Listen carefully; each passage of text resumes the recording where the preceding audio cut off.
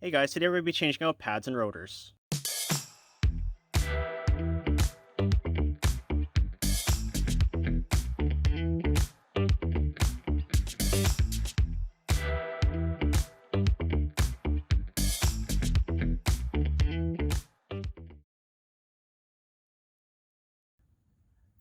Now, as much as possible, you want to work on a level surface, but regardless, you always want to secure the wheels.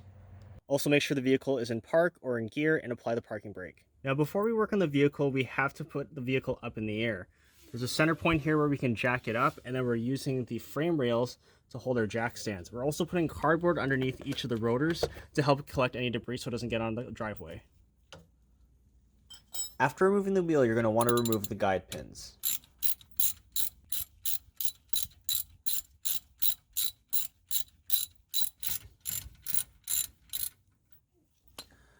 Most jobs you're only going to be replacing the pads and the rotors, and you do not need to disconnect the caliper unless you're replacing them or you're doing some sort of rebuild. In order not to damage the brake lines, we're going to secure it with a bungee cord. Next, we have to release the bolts that are holding on our caliper bracket.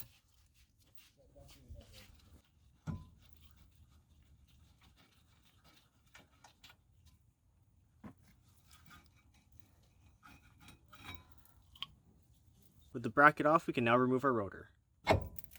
With everything apart, you want to take brake clean. We're just using the CRC stuff and clean the surface. Take your time here, and where you really want to focus on is around the studs, because if this area here is uneven, our rotor will not mount evenly, and then we're going to get poor pad distribution onto it, and that's where you're going to get that warp feeling. So there's a tool you can actually get that's a wire brush that'll go right around here, and that's going to do a really good job of cleaning off all the corrosion. However, you want to get all of this as even as possible as well. You can't neglect any of the hub. You see here why we put the cardboard down. All our debris is getting on here, and this way we keep our driveway clean. So we're making sure we're getting rid of all the rust scales. So you can see over here, if we just put the rotor on and we have a bunch of this on here, it's just not going to mount properly. So what we're doing right now is we are putting on brake lube. This is specifically for brakes.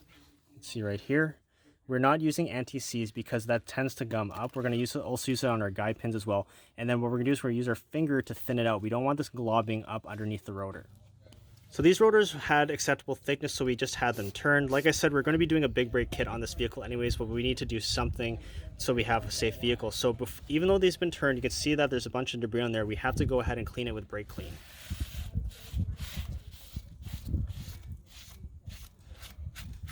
So you want to make sure that we do this on both sides.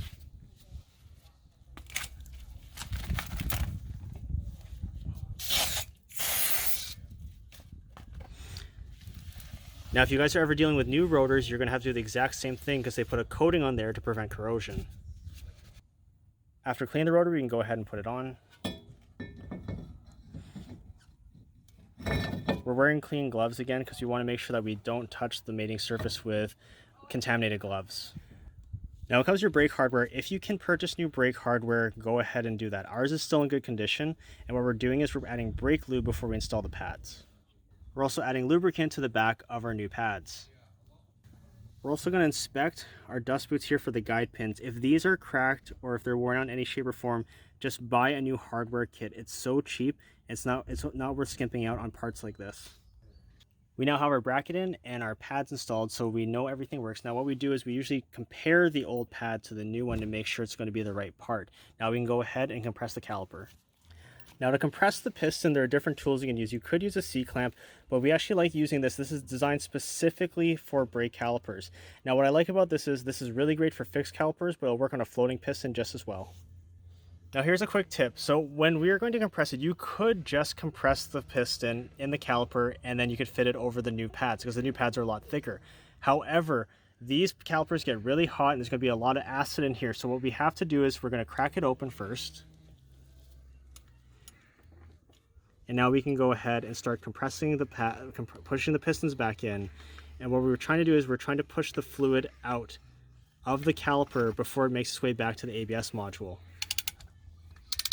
So you see all this stuff. So we're pushing the piston and it's pushing all the nasty stuff out. That way it doesn't go back up to our ABS module. We also want to make sure that our calipers are clean.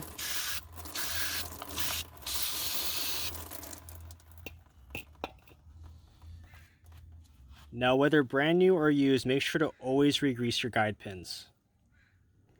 Okay, we go ahead with the guide pins in. We have to make sure everything's aligned and make sure that we don't misalign the boot.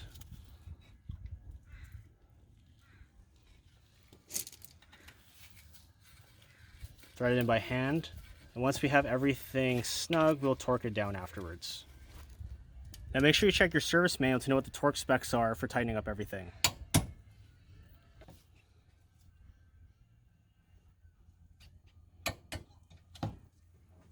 After you've installed everything, you may or may not have to do some sort of break-in procedure. So we're using these stop tech pads, and you can see here it says no break-in required.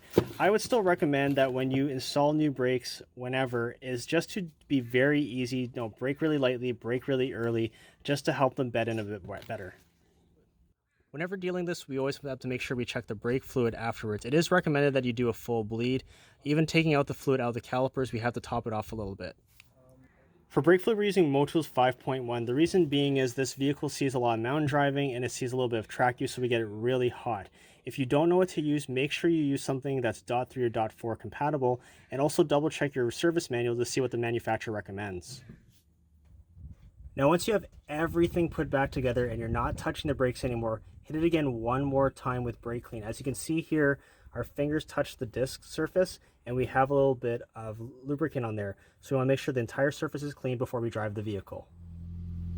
Now, before we go ahead and test this on the street, we want to make sure that we have the engine running and we pump the pedal a few times on the brake. You always want to make sure you have pressure. You don't want to just put your brakes together and start driving because you might not have enough pressure to do a proper brake application. With everything done, we just have to finalize and torque the wheels. It's highly recommended you always torque your wheels, especially on brakes, because you want to apply even pressure to the rotor.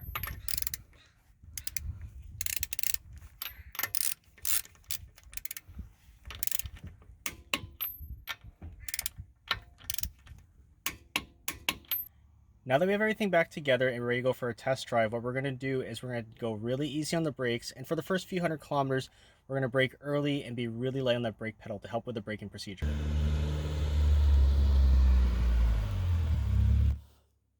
Well, there you guys have it. That's how you change out rotors and pads with a floating caliper setup.